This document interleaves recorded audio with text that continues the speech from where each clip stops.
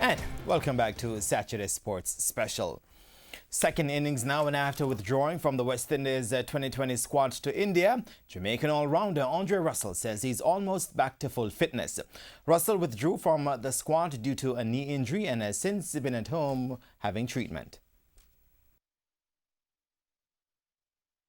You know, it's sad to miss a series like that, especially against India, where, you know, I'm accustomed to playing India and the conditions as well. But, you know, we are athletes and we get injured sometimes. So, as you can see, I'm running around.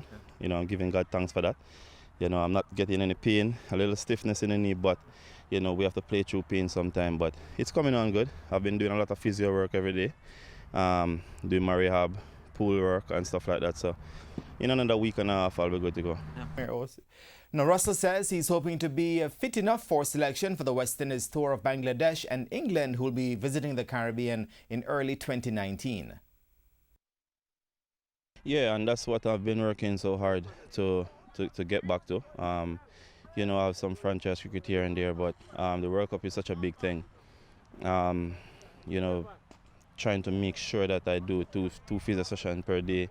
It's not easy as an athlete. You know, sometimes you have to get up early, do an early session, then 2 o'clock, 3 o'clock again, you're back on the physio bed, doing all sort of things with different machines and trying to speed up the recovery. But that's what I've been working hard to get back to.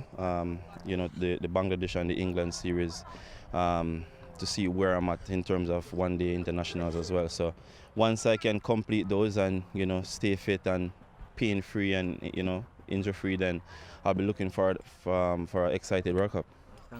Russell last played on October 9 for the Nanhar Leopards in the Afghanistan Premier League.